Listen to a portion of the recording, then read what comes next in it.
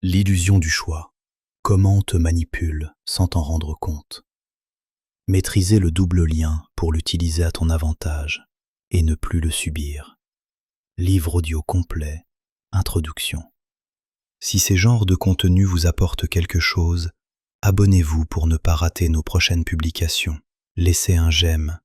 Cela ne vous coûte rien, mais cela nous aide beaucoup, nous encourage à publier davantage de contenu pour votre épanouissement. La plupart du temps, tu crois choisir. Tu compares, tu hésites, tu décides. Et pourtant, très souvent, le choix que tu fais a été préparé bien avant toi. Ce livre audio ne parle pas de liberté abstraite. Il parle d'un piège précis, silencieux, invisible, redoutablement efficace. Le piège de l'illusion du choix. On te propose 2 options, parfois 3, mais toutes mènent au même résultat. Tu as l'impression d'avoir décidé. En réalité, tu t'es simplement déplacé à l'intérieur d'un cadre que tu n'as pas choisi. C'est ce qu'on appelle le double lien. Un mécanisme psychologique où chaque option contient une contrainte, où refuser est déjà une faute, et où choisir ne libère pas. Le plus troublant, c'est que ce mécanisme est partout. Dans les relations, dans le travail, dans l'éducation, dans la séduction, dans le pouvoir, et même dans la manière dont tu te parles à toi-même. Tu obéis parfois sans qu'on t'ordonne quoi que ce soit. Tu acceptes sans qu'on t'impose directement. Tu culpabilises sans qu'on t'accuse ouvertement. Parce que le cadre est là, et que tu n'as pas appris à le voir. Ce livre audio a 2 objectifs très clairs. Le premier, c'est de t'apprendre à reconnaître quand l'illusion du choix est utilisée contre toi. Quand on te force à choisir entre 2 pertes. Quand on te pousse à décider dans la peur. Quand on te fait croire que refuser n'est pas une option. Le second objectif est plus délicat, mais essentiel. Il s'agit de comprendre comment ce mécanisme fonctionne pour ne plus en être prisonnier, et lorsque c'est nécessaire, savoir l'utiliser consciemment, sans te trahir. Pas pour dominer, pas pour manipuler aveuglément, mais pour reprendre un pouvoir intérieur que beaucoup abandonnent sans s'en rendre compte. Car tant que tu ne vois pas le cadre, tu te débats à l'intérieur. Dès que tu le vois, tu peux en sortir, ou le redessiner. Ce livre audio ne va pas te donner des techniques magiques.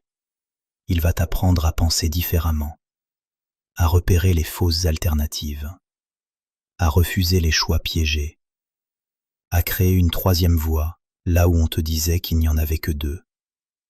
Tu découvriras aussi que le double lien le plus puissant est souvent celui que tu t'imposes toi-même. Entre être aimé ou être libre, entre réussir ou rester fidèle à toi, entre te taire ou créer un conflit. Ces faux dilemmes épuisent plus de vie que la contrainte directe. Si tu écoutes attentivement, tu commenceras à voir ce que tu ne voyais pas avant. Et ce que tu vois clairement cesse de te contrôler. Chapitre 1. Comprendre le double lien, quand choisir devient un piège. Chapitre 1. Comprendre le double lien, quand choisir devient un piège. Le double lien ne ressemble jamais à une contrainte. Il ressemble à un choix raisonnable. C'est ce qui le rend si efficace.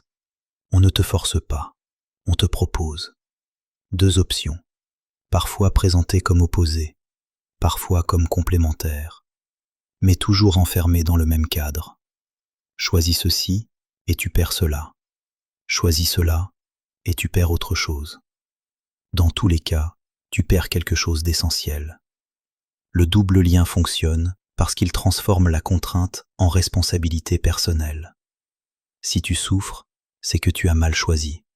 Si tu échoues, c'est que tu n'as pas pris la bonne option. Le piège est là. On te fait croire que le problème vient de ta décision, alors qu'il vient du cadre imposé. Prenons un exemple simple. On te dit « Sois toi-même, mais ne dérange pas ». Dis ce que tu penses, mais reste apprécié. Sois ambitieux, mais ne prends pas trop de place. Quelle que soit ta réponse, tu es en faute. Si tu t'exprimes, on te reproche ton excès. Si tu te tais, on te reproche ton manque. Tu n'as pas échoué. Tu étais piégé dès le départ. Le double lien crée une tension intérieure constante, une fatigue mentale, une impression de ne jamais bien faire. Et avec le temps, tu intègres le piège. Tu commences à t'auto-corriger, à te limiter, à anticiper la faute avant même qu'elle n'existe. C'est ainsi que le pouvoir devient silencieux. Il n'a plus besoin d'être exercé. Tu le fais à sa place. Dans les relations, le double lien est redoutable. Fais ce que tu veux, mais si tu fais ça, je serai déçu. Je ne t'oblige à rien, mais je m'attendais à autre chose. Tu es libre en apparence, mais émotionnellement, tu es déjà orienté. Dans le travail, le mécanisme est identique. Prends des initiatives, mais ne fais pas d'erreurs. Sois autonome, mais respecte exactement ce qu'on attend. Tu avances sur une ligne invisible, en craignant à chaque pas de tomber d'un côté ou de l'autre. Le plus dangereux, c'est que le double lien finit par se déplacer à l'intérieur. Tu te dis « sois fort, mais ne ressens rien ». Réussis, mais ne perds pas ta paix intérieure. Tu te divises, et cette division affaiblit ta capacité à choisir réellement. Comprendre le double lien, ce n'est pas encore s'en libérer, mais c'est la première étape indispensable. Car tant que tu crois que le problème vient de toi, tu continues à jouer un jeu que tu ne peux pas gagner. Dans le prochain chapitre, nous verrons comment reconnaître les signaux précis qui indiquent que l'illusion du choix est en train d'être utilisée contre toi. Chapitre 2. Les signes invisibles d'un choix manipulé. Chapitre 2. Les signes invisibles d'un choix manipulé. Un choix manipulé ne se reconnaît pas à sa violence, il se reconnaît à son malaise. Quelque chose ne sonne pas juste, mais tu n'arrives pas à dire pourquoi. Le premier signe est la culpabilité anticipée. Avant même de choisir, tu te sens déjà fautif. Quelle que soit la décision, tu sais que quelqu'un sera déçu, froissé ou silencieusement mécontent. Ce n'est pas un hasard, c'est un signal. Un vrai choix n'active pas la honte, il active la responsabilité. Quand la culpabilité est intégrée au choix, le cadre est déjà biaisé. Le deuxième signe est l'urgence artificielle. On te pousse à décider vite, on te dit que le temps presse, que ne pas choisir est déjà un choix. Mais l'urgence n'est pas toujours réelle, elle est souvent créée pour empêcher la réflexion. Un choix qui ne supporte pas d'être observé est rarement un choix honnête. Le troisième signe est l'absence d'option neutre. Tu ne peux ni refuser, ni reporter, ni redéfinir les termes. On te dit implicitement, tu dois choisir quelque chose. Mais quand aucune option ne respecte ton équilibre, le problème n'est pas ton hésitation, c'est le cadre. Le quatrième signe est la promesse implicite. On ne te promet rien clairement, mais on te laisse entendre qu'une option te rendra acceptable, aimé ou tranquille, et que l'autre te rendra responsable d'un malaise. Ce type de promesse est une pression déguisée. Dans les relations, cela ressemble à « fais ce que tu veux, je m'adapterai », mais tu sens bien que l'adaptation a un prix. Dans le travail, cela ressemble à « bien sûr, tu es libre, mais on s'en souviendra ». Le cinquième signe est la confusion émotionnelle après le choix. Tu as décidé, mais au lieu de te sentir aligné, tu te sens vidé, douteux ou tendu. Un vrai choix clarifie. Un choix manipulé laisse une trace de brouillard. Le plus subtil de tous les signes, c'est quand tu te surprends à défendre un choix que tu n'as jamais vraiment voulu. Tu te rationalises, tu expliques, tu justifies, parce que reconnaître le piège serait trop coûteux émotionnellement. Ces signes ne signifient pas que quelqu'un te manipule consciemment. Parfois, le cadre est transmis, reproduit, internalisé, mais les effets sont les mêmes. Repérer ces signaux, c'est reprendre du terrain intérieur. Ce n'est pas encore sortir du piège, mais c'est cesser de t'accuser pour un jeu truqué. Dans le prochain chapitre, nous verrons comment le double lien s'installe progressivement jusqu'à devenir une prison mentale que l'on confond avec sa personnalité. Chapitre 3. Quand le double lien devient une voix intérieure. Chapitre 3. Quand le double lien devient une voix intérieure. Le double lien le plus puissant n'est pas celui que l'on t'impose, c'est celui que tu finis par intégrer. Au début, la contrainte vient de l'extérieur. Une personne, un contexte, une relation, un système. Puis, progressivement, la voix change de place. Elle n'est plus autour de toi, elle est en toi. Tu commences à te parler avec les mêmes injonctions contradictoires que celles que tu as subies. Sois confiant, mais ne prends pas trop de place. Affirme-toi, mais reste apprécié. Dis non, mais ne crée pas de conflit. Aucune issue n'est satisfaisante, et pourtant, tu continues à essayer. C'est ainsi que le double lien devient une identité. Tu ne te demandes plus si le cadre est juste. Tu te demandes comment mieux t'adapter. Tu ajustes ton comportement. Tu te corriges en permanence. Tu anticipes les réactions des autres avant même d'exister pleinement. Cette autosurveillance épuise, pas physiquement, mentalement.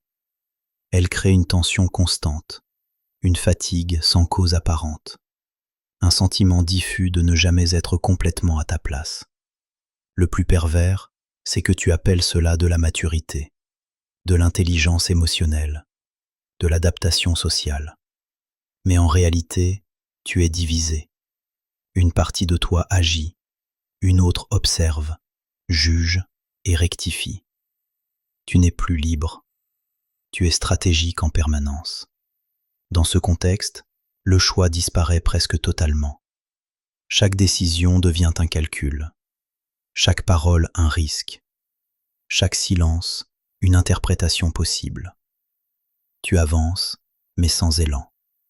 Le double lien intérieur ne te dit jamais clairement ce qu'il attend. Il te dit seulement ce qu'il ne faut surtout pas faire. Et vivre en évitant constamment la faute n'est pas vivre, c'est survivre. Beaucoup de personnes confondent cette prison intérieure avec leur personnalité. Je suis comme ça. Je réfléchis trop. Je fais attention. Non, tu es conditionné. Reconnaître cela peut être inconfortable, parce que cela oblige à remettre en question des années d'adaptation. Mais c'est aussi le début d'un soulagement, car une fois que tu vois que cette voix n'est pas toi, tu peux commencer à lui répondre, pas en la combattant, mais en la questionnant. Et si je refusais le cadre? Et si je créais une autre option? Et si je ne choisissais pas maintenant? Ces questions simples ouvrent des brèches. Elles ne résolvent pas tout, mais elles redonnent un espace de respiration. Dans le prochain chapitre, nous verrons comment sortir concrètement d'un double lien, en créant une troisième voie, là où l'on t'avait fait croire qu'il n'y en avait que deux. Chapitre 4. Créer une sortie quand aucune option ne te respecte. Fais une pause. Si tu écoutes encore, c'est que ce contenu t'apporte quelque chose de réel, une compréhension, un apaisement, un déplacement intérieur. Aimer, commenter, partager, s'abonner, ça ne te coûte rien, mais ça soutient ce travail. Et surtout, ça le fait circuler. Partager, c'est parfois permettre à quelqu'un, quelque part, de tomber sur ces mots au moment juste, quand il en a besoin pour comprendre, pour se recentrer, pour avancer. La clarté n'est pas faite pour être gardée. Quand quelque chose élève, le laisser circuler est naturel. Si ce livre audio t'a apporté de la valeur, ton soutien fait la différence. Chapitre 4. Créer une sortie quand aucune option ne te respecte. Sortir d'un double lien ne consiste pas à choisir mieux, cela consiste à refuser le cadre. Tant que tu débats entre deux options imposées, tu restes à l'intérieur du piège. Même si tu choisis la moins mauvaise. La sortie commence quand tu identifies cette vérité simple. Si aucune option ne te respecte, le choix n'est pas légitime. Créer une sortie, c'est introduire une troisième voie. Pas forcément une solution idéale, mais une option qui n'était pas prévue par celui qui a posé le cadre. La première clé est le ralentissement. Le double lien s'appuie souvent sur l'urgence. sur la pression, sur la peur de perdre. Ralentir, c'est déjà reprendre du pouvoir. Dire « je ne décide pas maintenant, j'ai besoin de temps, je vais y réfléchir ». Ce n'est pas une fuite, c'est une réappropriation du rythme. La deuxième clé est la reformulation du cadre. Au lieu de répondre à la question posée, tu questionnes la question elle-même. Pourquoi ces deux options seulement ? Qu'est-ce qui se passe si je ne choisis ni l'une ni l'autre ? Qui a décidé que c'était le seul cadre possible ? Ces questions déplacent le centre de gravité. Elles obligent l'autre, ou toi-même, à sortir de l'automatisme. La troisième clé est l'affirmation calme de tes limites. Pas besoin de justification longue, pas besoin d'attaque, juste une clarté posée. Cette option ne me convient pas. Je ne suis pas à l'aise avec ce cadre. Je ne choisis pas dans ces conditions. Un double lien perd sa force quand tu refuses de t'y plier émotionnellement. La quatrième clé est l'acceptation de l'inconfort temporaire. Créer une sortie génère souvent une tension, un silence, une réaction. C'est normal. Le double lien fonctionnait parce que tu absorbais l'inconfort à la place du système. Quand tu refuses de le faire, l'inconfort se déplace. Et c'est précisément là que le pouvoir change de camp. Beaucoup renoncent à créer une sortie par peur de la conséquence immédiate. Mais ils oublient le coût à long terme de rester enfermés. La fatigue, la confusion, la perte d'estime, l'autocensure permanente. Créer une troisième voie n'est pas toujours élégant, mais c'est souvent vital. Ce chapitre ne te promet pas que l'autre comprendra. Il te promet quelque chose de plus important, que tu te comprendras toi-même. Dans le prochain chapitre, nous verrons comment utiliser consciemment la structure du double lien, non pour piéger, mais pour clarifier, orienter et reprendre une autorité silencieuse sans te trahir. Chapitre 5. Utiliser le double lien à ton avantage sans devenir toxique. Chapitre 5. Utiliser le double lien à ton avantage sans devenir toxique. Comprendre le double lien ne sert pas seulement à s'en protéger. Cela permet aussi de l'utiliser consciemment, sans manipulation, sans violence, sans trahison de soi. La différence est essentielle. Manipuler, c'est enfermer l'autre. Maîtriser, c'est structurer un cadre clair. Le double lien devient toxique quand il retire toute issue. Il devient constructif quand il oriente sans contraindre. Utilisé consciemment, il ne piège pas, il révèle. La première règle est simple. Ne jamais créer un double lien dont tu refuserais d'être la cible.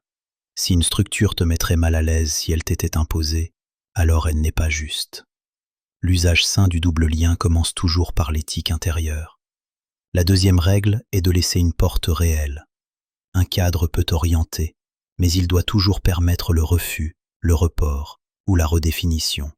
Par exemple, au lieu de forcer un choix, tu peux poser une alternative ouverte. Nous pouvons avancer à ce rythme ou prendre le temps de clarifier. Dis-moi ce qui est juste pour toi. Tu proposes, tu n'enfermes pas. La troisième règle est la cohérence entre paroles et intentions. Un double lien toxique naît souvent d'un décalage entre ce qui est dit et ce qui est attendu. Si tu dis « tu es libre » mais que tu punis la liberté, tu crées une fracture. Utiliser ce mécanisme à ton avantage signifie aligner le cadre avec ton intention réelle. La quatrième règle est l'observation de l'effet produit. Un cadre sain clarifie, il apaise, il responsabilise. Un cadre toxique crée confusion, culpabilité et tension diffuse. Si tu observes que l'autre se referme, se justifie excessivement ou doute constamment, le cadre doit être ajusté. Le but n'est jamais de contrôler l'autre. Le but est de rendre les interactions plus lisibles, plus conscientes, plus justes. Enfin, le double lien le plus puissant que tu puisses utiliser à ton avantage est celui que tu appliques à toi-même, de façon consciente.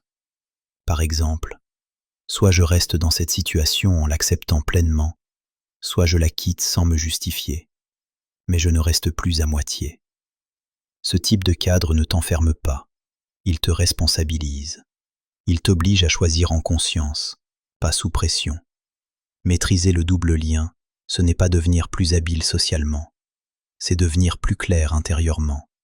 Et quand tu es clair, les cadres deviennent simples, les relations deviennent lisibles, le pouvoir redevient silencieux, mais sain. Dans la conclusion, nous rassemblerons tout ce que tu as entendu pour transformer cette compréhension en une pratique quotidienne, discrète et profondément libératrice. Conclusion. Quand tu vois le cadre, tu redeviens libre. Conclusion. Quand tu vois le cadre, tu redeviens libre. Ce livre audio n'avait pas pour objectif de t'apprendre à mieux choisir. Il avait un objectif plus profond, t'apprendre à voir quand le choix n'en est pas un. Car le vrai piège n'est pas de prendre la mauvaise option. Le vrai piège est de croire que le cadre est neutre. Le double lien agit tant que tu le confonds avec une décision personnelle. Dès que tu identifies le cadre, son pouvoir diminue. Tu comprends alors une chose essentielle. La liberté ne commence pas au moment où tu choisis, mais au moment où tu questionnes ce qui t'est proposé. Tout au long de cet audiobook, tu as vu comment l'illusion du choix s'installe, comment elle se dissimule derrière la culpabilité, l'urgence, la peur de décevoir ou le besoin d'être accepté. Tu as vu aussi le mécanisme le plus subtil, celui qui se déplace à l'intérieur, jusqu'à devenir une voix que l'on confond avec soi-même. Cette voix qui dit « Fais attention, ne va pas trop loin, choisis bien ou assume ». Mais ce que tu as appris ici, c'est que cette voix n'est pas une vérité, c'est un conditionnement. Et un conditionnement peut être défait dès qu'il est rendu conscient. Reprendre le pouvoir ne signifie pas s'opposer en permanence. Cela signifie ne plus accepter des cadres qui te coupent de toi-même. Cela signifie ralentir quand on te presse, refuser quand aucune option ne te respecte, créer une troisième voie quand on t'enferme dans un faux dilemme. Cela signifie aussi assumer l'inconfort temporaire plutôt que la confusion durable.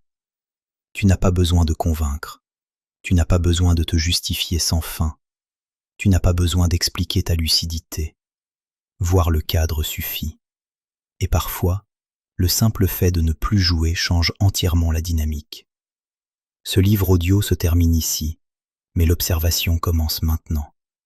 Observe les situations où tu te sens piégé sans raison claire. Observe les choix qui te laissent vider au lieu de t'aligner. Observe les moments où l'on te fait porter la responsabilité d'un cadre que tu n'as pas choisi. À chaque fois, pose-toi cette question simple. Est-ce vraiment un choix ou est-ce une illusion? Car le jour où tu vois le cadre, tu ne luttes plus à l'intérieur. Tu redeviens libre. Merci d'avoir écouté. Avant de refermer ce livre audio, prends un instant. Si ce que tu viens d'écouter t'a parlé, si certaines phrases ont fait écho à des situations réelles, alors ne garde pas cela pour toi. Aimer, partager, s'abonner ne te coûte rien, mais cela soutient profondément ce travail et m'encourage à aller encore plus loin, avec plus de précision, plus de justesse, plus de profondeur. Partager cet audio, c'est peut-être aussi permettre à quelqu'un, quelque part, de mettre des mots sur ce qu'il ou elle vit en silence. Et si tu as vécu une expérience qui résonne avec ce qui a été dit ici, prends le temps de la partager en commentaire. Ton vécu peut éclairer d'autres personnes bien plus que tu ne l'imagines. Merci d'être là. Merci de soutenir ce travail. Et surtout, ne sois pas avare de ce qui peut t'aider.